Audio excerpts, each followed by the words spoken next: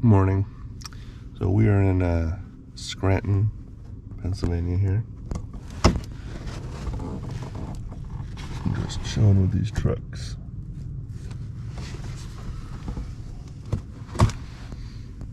And I'm sleeping in the van.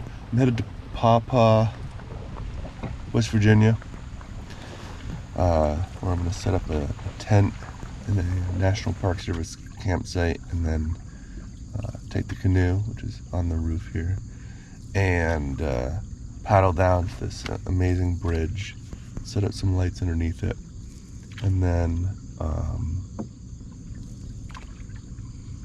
climb up a mountain, well, a big hill, and shoot from up there down onto the bridge. It's a really pretty spot. Ironically, I got woken up by a train that goes right behind us tonight, so I guess I could have shot there if I'd been thinking. Now I know. So what I'm gonna do is get out of here, try and find a rest stop or something. I'll cook some breakfast there, and then it's about 4 hours to Pawpaw. Well, I had a really beautiful paddle down here. There's my bridge back there. I want to put the lights up this way behind me a bit. I've stuffed the canoe here, tied it up. It looks like it floods sometimes all the way up to there, but I don't think today. And I think I can get out over there if necessary, but I'm a little bit nervous to leave a car there for a number of reasons. So I'm gonna try going up this, which looks mildly acceptable. There might be like a creek there or something.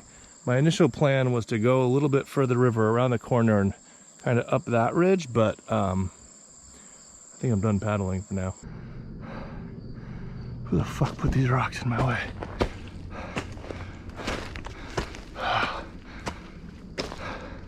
I've gotten pretty high up out of the valley. You can kind of see the river down there. I got a topo map, and I'm just trying to ooch up over these little tiny outcrops.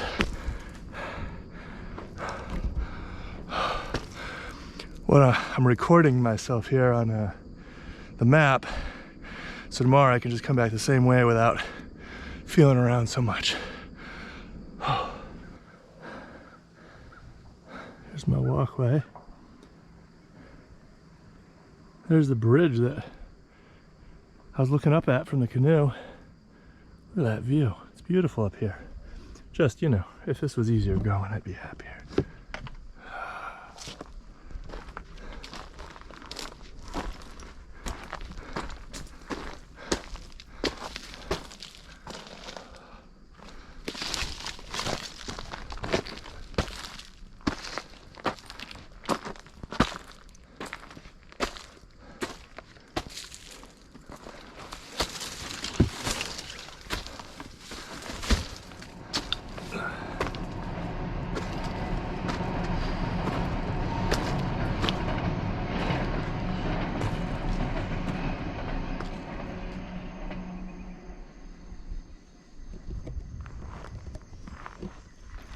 All right, so there was a train. You get a good idea there, just how critical it is that there's no wind, and you know, obviously I can't control that, but weren't getting great reflections there. Partially that's the light right now, but also partially that's the wind down on the water. It was dead calm earlier, and now there's a little bit of a breeze. Whatever. So my plan is to head back that way on this ridge back to camp, and then drive around on the access road and pick up my canoe. It'll shave a mile off the walking, and it means my canoe sits on this side, not on the side that people can get to, and then I'll swim across and get it. The problem will be if I walk, you know, out this way and come back, and for some reason this road is locked or closed, I'll be out here all night working to get that canoe back, because there's no way I'm going back upstream. I thought this was going to be a little bit more flat than it was. I mean, it was very pleasant, but not flat. Anyway, 2.8 miles back. 4:30. Let's try and get there by 5:30.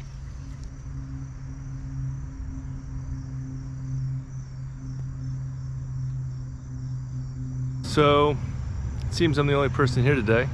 That's kind of cool. Didn't know what to expect. Probably could have just left my car here, honestly.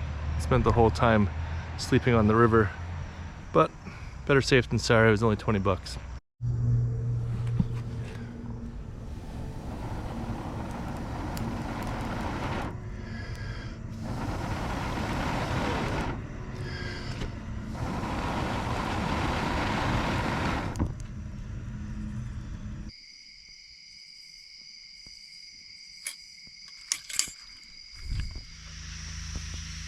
I woke up the next morning and explored my campsite. The river is beautiful. In fact, it's far more beautiful than I expected. Relatively cool, very clear, and worth another trip to the area. I figured I needed about an hour to paddle to my photography site, about an hour to set up, another hour to hike to the ridge, and maybe an hour or two spare in there. So I would need to leave by about 3. I packed up just the gear I would need and left everything else at camp. I really didn't want the extra weight or complexity of extra lenses I wouldn't be shooting with or flashes I wouldn't need.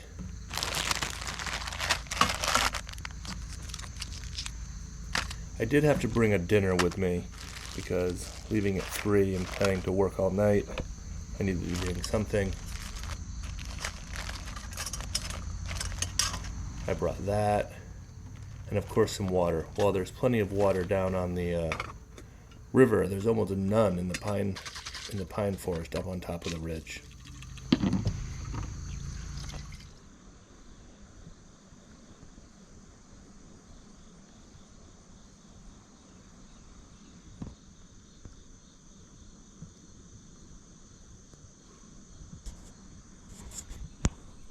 All right, as we float sideways here, big box, another big box, and this crate are staying down in the river. That box has the camera in it. Bag has my dinner and other supplies.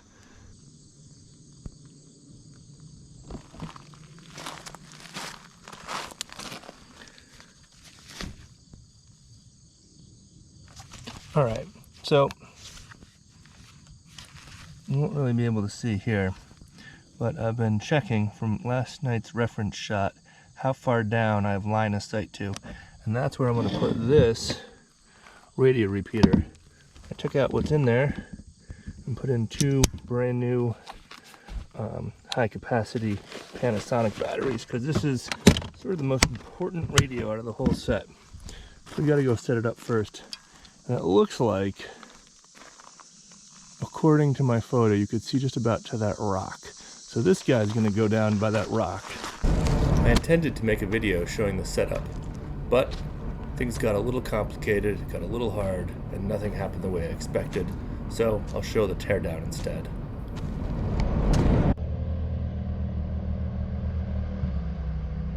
Well, my lights are down there where those guys are 4-wheeling, so that's my nightmare.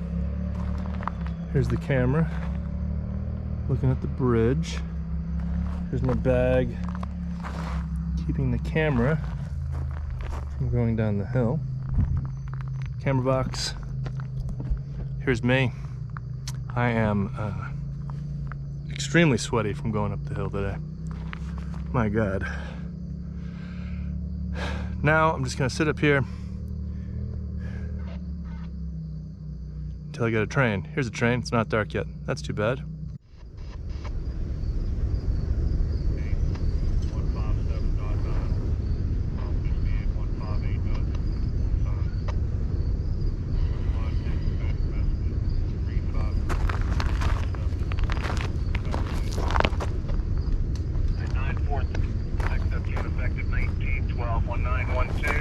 AFH, over. 94376, cocaine effective. 1912 AFH. Correct, Amtrak coming around, over. All right, thank you. Dispatch checks out.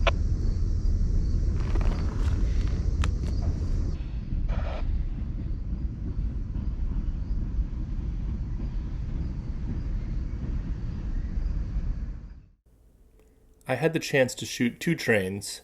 One was a technical failure, the other one worked. Then it became too foggy to keep shooting, and I had to go home. I did this back through the same 2-mile hike that I did yesterday. In the morning, I woke up, disregarded this sign, and swam across the river to fetch my canoe and camera gear. While I couldn't show you the setup because things got a little complicated, nothing quite went as I expected, I'll show you the teardown process here. The river was probably making about 3 miles an hour on its own, so I started a good distance up from the bridge, and by the time I got to the other side, I'd drifted underneath it. As one would expect, my canoe and all my pelican cases and crates were sitting here quietly in the weeds on the other side, just a little covered in dew. After getting everything back in the boat, I headed back upstream to get my lights. In the end, the setup worked with 4 lamps. There was 2 on one bank, pointed sort of across the bridge to illuminate the opposing side of the bridge, and then 2 on the other side, pointed at the other, sort of forming a giant X. I didn't test this exposure at all when I set up during the day because it's daylight, so you can't test the exposure. But things are pretty simple. The lights on both sides of the bridge were about the same distance away from the bridge, so I just turned everything up to 100% and knew that everything would be in balance relatively, and when I got up there, I'd adjust the power.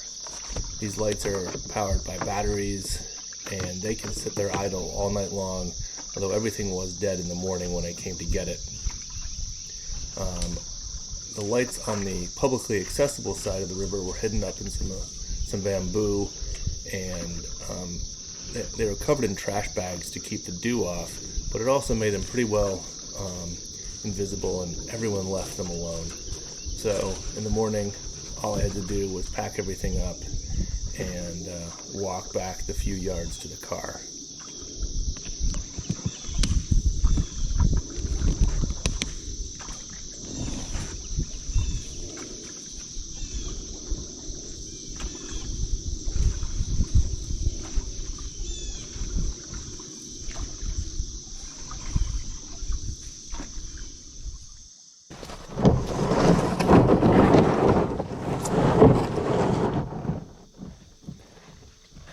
I think this was my most remote trip so far.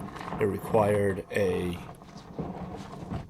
trip in the spring just to get the lay of the land, and then I did a trip downriver and walking the whole procedure.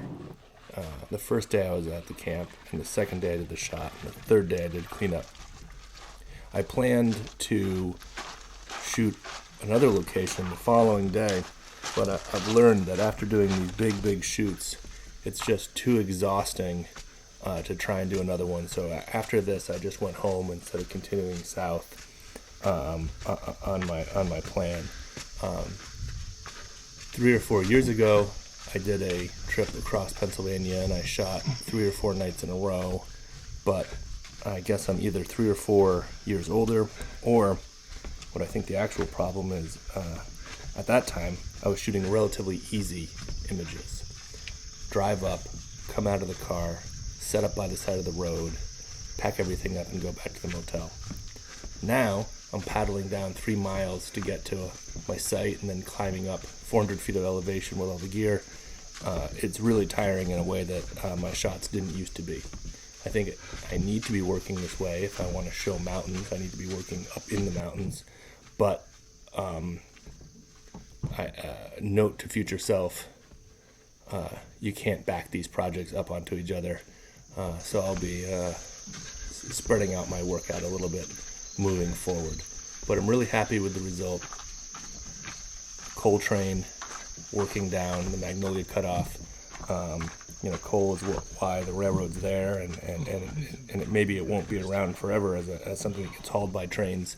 So it was amazing to be able to capture this, and amazing to be able to shoot down through the fog, through the clouds, making it look like you're just at this massive elevation, and it really has that look of being in the mountains, and that's what I came for, and it worked out.